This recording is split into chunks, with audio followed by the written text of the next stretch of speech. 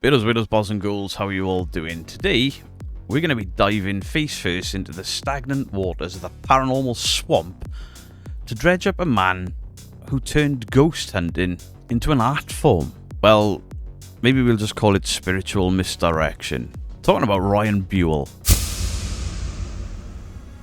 Now, you may remember him as the constantly bewildered poster boy for A&E's Paranormal State. Or if you're really lucky, your brain has just erased all of the fake paranormal bullshit from that era. Much like how your brain will suppress opening a Proving Demons video. By the way, this man's legacy is like the perfect cocktail. And by a cocktail, I mean a concoction of spooky lies, dash of legal drama, and a surprisingly desperate attempt to get back into the paranormal mainstream by posing with a haunted doll. Yes, that Annabelle. Not the movie one, not the cool looking one. That Annabelle. Well, technically, it's not even that Annabelle. It's this Annabelle. The one that looks like he's gone to Etsy and said, I want the original Annabelle doll, but I've only got $5. Kind of like the Temu version of cursed items, if you will. So Widows, balls and ghouls, grab your trusty EMF meters, and for God's sake bring along your critical thinking skills, because you're gonna need them. Because today, we ain't just busting ghosts, so no. We're gonna be busting a reputation, and quite possibly a few brain cells in the process. So let's rewind this nostalgic VHS tape way back in time to the early 2000s, back when I had flabs and not abs, where I didn't have to grow a beard to hide the multiple chins. It was a simpler time, a time where emo hair was cool, where MySpace was king, and the idea that a college-age paranormal investigation team on the mainstream TV didn't immediately scream, this is going to end with somebody defrauding thousands of people of their hard-earned money. Oh crap, let's blame it on a demon. So Ryan Buell, our intrepid hero, was the founder of the Paranormal Research Society at the Penn State, and somehow, through what I can only assume was some sort of vague combination of skin-tight jeans and vague spiritualism, he managed to land a TV show deal with A&E. The show Paranormal State ran from 2007 to 2011, and that time, if we think about it, was kind of like the golden era for reality TV, only reality was always more of a suggestion than a rule. It was like watching Scooby-Doo, but Velma had some chronic unresolved trauma. Like Shaggy was constantly questioning his life choices, and like Fred was charging 80 quid every episode to sign an autograph, but the autograph probably wasn't even his. Ryan somehow quickly became the face of cable TV spooky content. He pulled in viewers with these tales of demonic possessions and the occasional psychic medium who felt less like a legitimate paranormal expert, more like he'd found them on a Lonely Hearts column and said, I'll pay you in pizza. But as with most things in the mainstream paranormal TV world, behind the scenes there was far less science and far more, let's just say, artistic interpretation. And according to former members of the show, Buell had a knack for controlling the narrative, for orchestrating certain phenomena. He wasn't exactly what you would call truth-orientated. It was all kind of a code for this guy was ghosting reality TV before ghosting became a cringy dating app term. I mean, if anything, this guy was really ahead of his time in disappointing people. So what does a renowned or at least televised ghost hunter do when the ethereal well runs dry and your entire career has been built on asking, did you feel that? When you're in a suspiciously drafty basement? Well, apparently, you start selling fake haunted tour tickets. Because, naturally, the next logical step after talking to the dead is to defraud the living.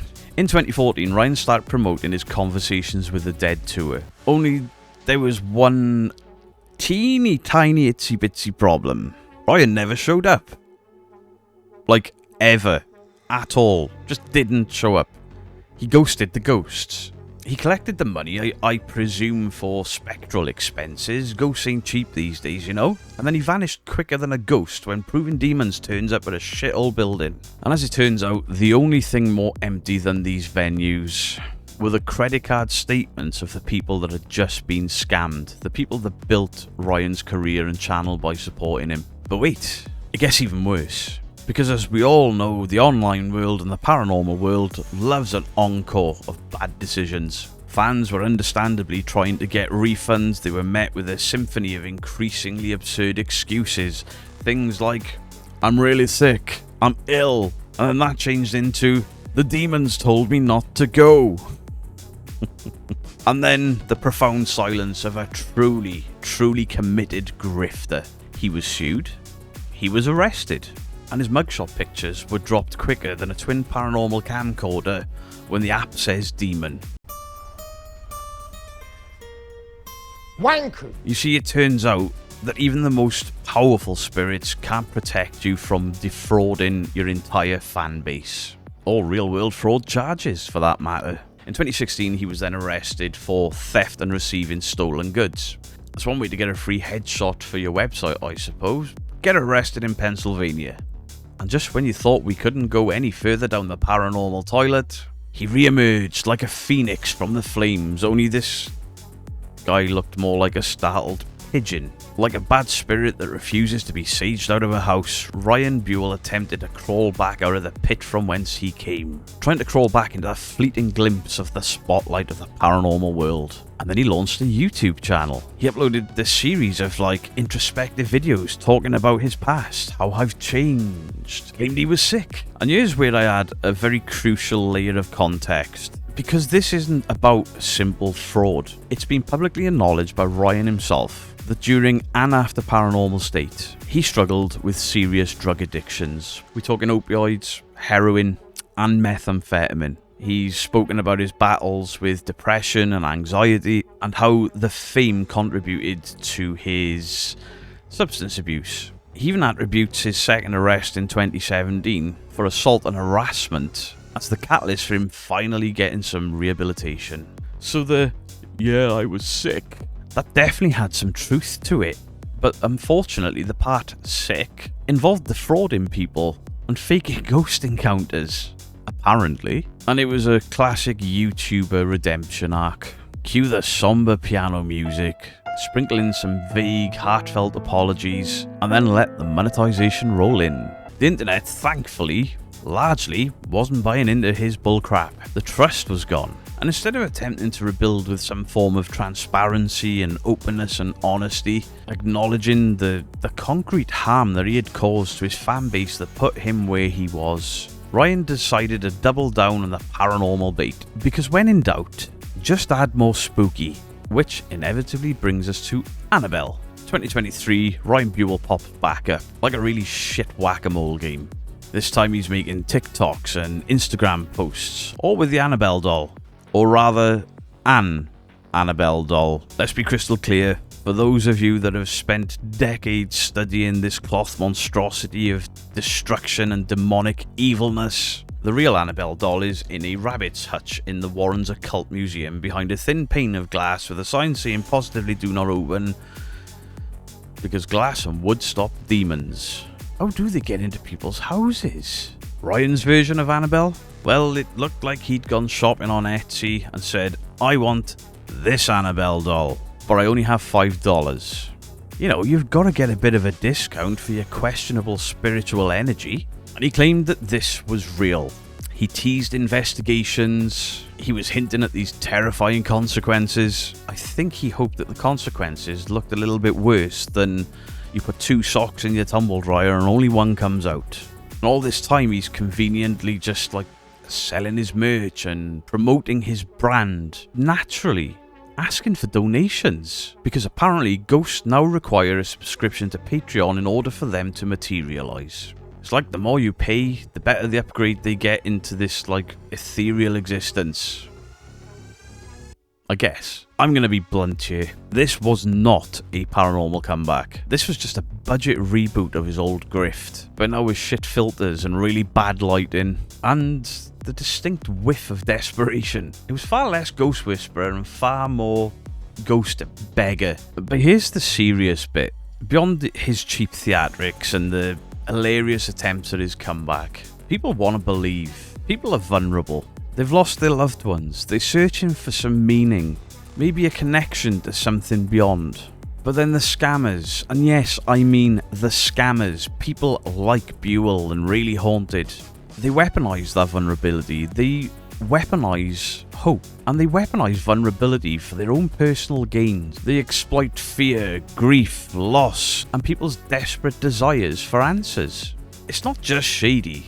It's genuinely messed up, and people still keep falling for these scams even now. Luckily, there are debunkers out there pointing out these scams and the bullshit. This is trauma exploitation in a pound shop ghost costume. And the most bizarre twist to this tale is Ryan is now apparently a licensed professional therapist aiming to help people. Helping people with addiction, and helping those with a negative paranormal experience. And let's be fair, and let's give credit where credit is due. It is a significant shift, and his past actions should be a very stark reminder to us all that this poster child for the paranormal has since become a poster child for fraudulent activity. He's also the poster child for how a supposed expert in his field can become a fraud with a fan base. And behind him, he left a trail of broken trust and empty wallets. And now he's on this path to redemption. And even if his path to redemption is sincere, it doesn't erase his past. It doesn't erase the things he's done to people who trusted him.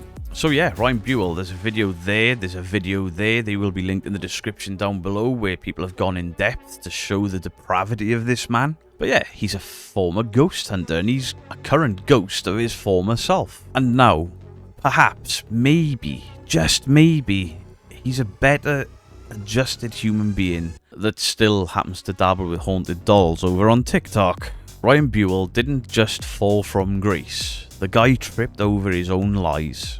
Face planted into a pile of legal documents, and then rolled down the staircase full of bad decisions, which took him into a dusty basement full of obscurity, only to occasionally resurface on TikTok to nobody giving a shit. But hey, we have to forgive him, right? I mean, the demons made him do it.